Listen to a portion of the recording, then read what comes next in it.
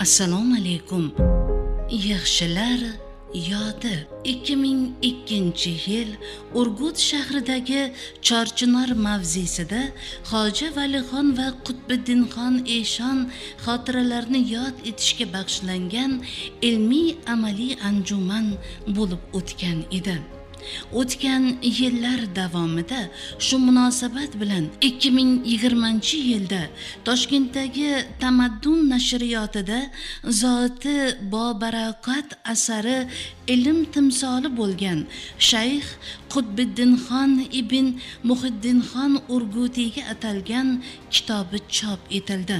Asarda o'tgan asrlarda yashab, zulmat ichra nur bo'lib turgan ulug' olim Shayx Qutbiddinxon Muhiddinxon Urgutining ibratli hayoti, fazilatlari, ilmiy va badiiy ijodidan namunalar joy olgan. Jumladan adabiyotshunos olimlar G'aybulloh Assalom, Najmiddin Komilov, Sultonmurod olim, Botirxon Valixo'jayev, Muslihiddin Muhiddinov, O'zbekiston qahramoni Ozod Sharafiddinov, O'zbekiston xalq shoiri Erkin Vohidov, Professor Xotam Umurov, Olimjon Davlatovlarning fikrlari kitobda berilgan.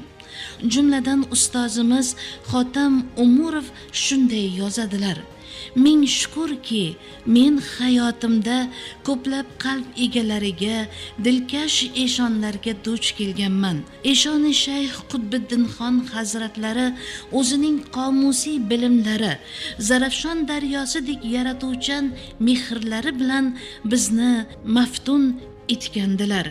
Insonlarga munosabatda, odobda benazir edilar.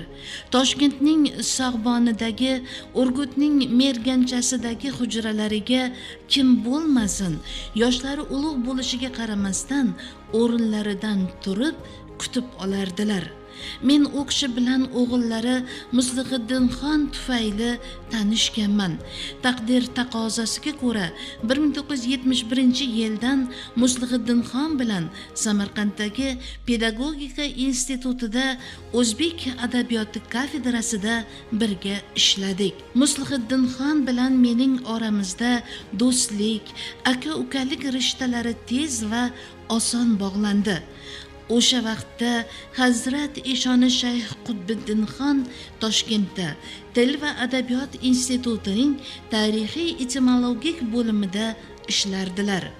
Arab, fors, tojik va turkiy tillarning mukammal bilimdoni, mohir matnshunos va manbashunos olim sifatida mashhur edilar. U kishining hamkorligida yaratilgan 2 jildlik Farhangi zaboni tojiki va 4 jildlik Alisher Navoiy asarlari tilining izohli lug'ati betakrorligi bilan xizmatini davom ettirmoqda. Lug'atshunoslik ilmining tobora rivojiga turtki bo'lmoqda. So'zning oshkora va yashirin ma'nolarini sharhlash, lug'aviy matndagi majoziy ko'chma ma'nolarini izohlash, so'z sehrini o'rganish borasidagi u kishining ishlari o'sha paytlardayoq lug'atshunosligimiz qay o'zanda rivojlanishi zarurligining bashorati bo'lgan edi.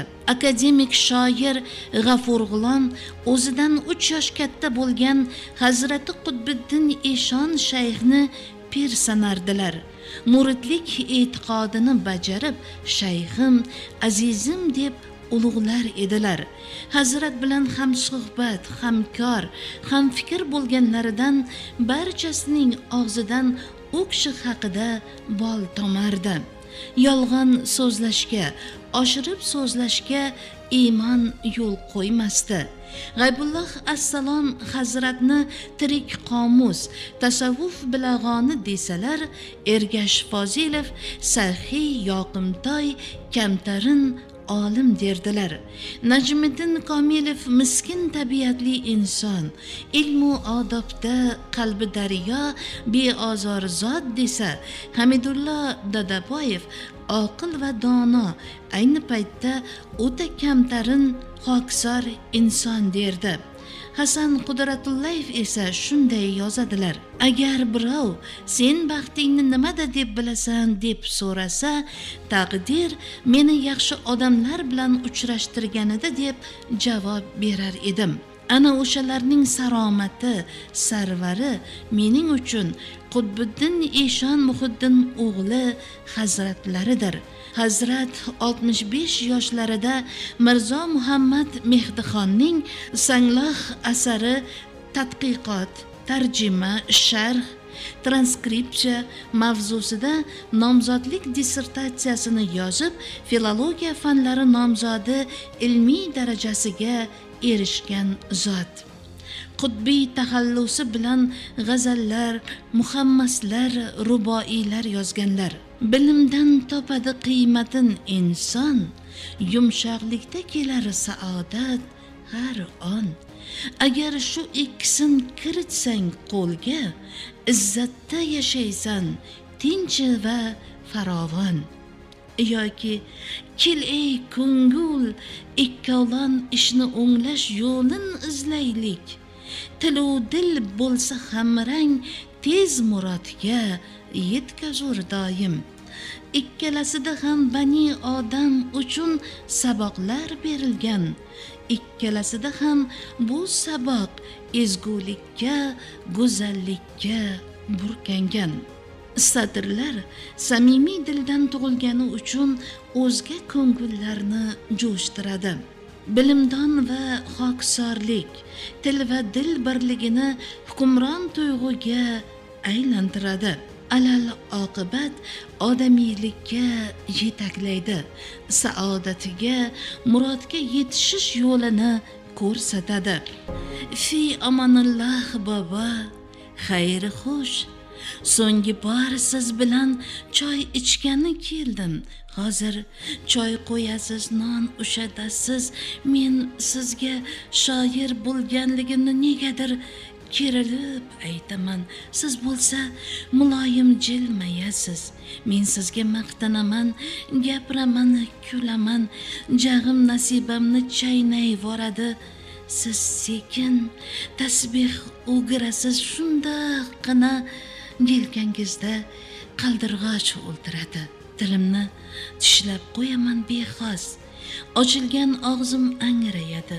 Ichimda dahshatli daryoyi qo'lizum o'pirib ruhimni vayron qiladi. Siz bo'lsa bexabar tasbih o'qirasiz. Nogoh o'qib yuborasiz g'azal. Yelkangizda qaldirg'och boshin qimirlatib, yig'lab zikr tushar, ham nola etar. Xushnavo cho'g' sanchar tanamga go'yo.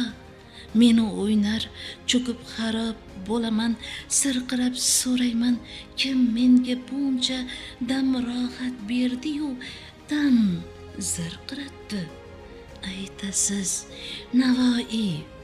Yuzlarim uyatidan uzilib ketmagan olmaday qizarar, bog'bon o'tkazib ketgan tuproqdan quchgim keladi. Qovchirab ko'rishni istayman bo'lib musofir. O'zbekning muqaddas piriga aslo sazovor bo'lmagan muridday tanho, ammo qucha olmayman.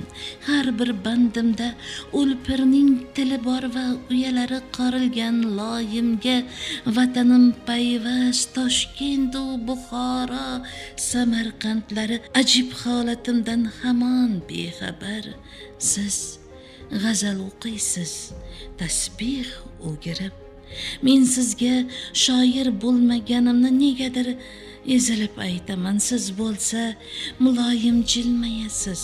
O'rnimdan turaman, bezovtalanib, g'alati bir hisdan tomoq qichishadi. Yelkangizga qarayman, hech narsa yo'q, faqat mushkun bo'ylar suzishadi. Men ketaman deyman horg'in. Guldirab qo'yaman ishlarim bir to'p. Siz bo'lsa pichirlab baxt kusho duo berasiz. Ko'p olaman. Tentirab ketaman oqib beparvo suzaman odamlar boshlari tomon, oddiy mo'jizakor dengiz bu olam minglab, sohili bor yuzlab bandargoh. Goh cho'kib, goh qalqib suzaveraman, duch kelib qolguncha ko'hna qoyaga, labim yaralanar, o'paveraman, quchoqlab mehribon, pinhon doyani. Nashida tuyaman, rohat tuyaman alhazar, kim meni telba qilmoqda, o'zimni quvonib suyib qo'yaman, sizni elas ko'raman. Bobo, majolsiz alqayman, siz bo'lsa tumorcha qo'yib ketasiz shundoq o'ng kaftimga.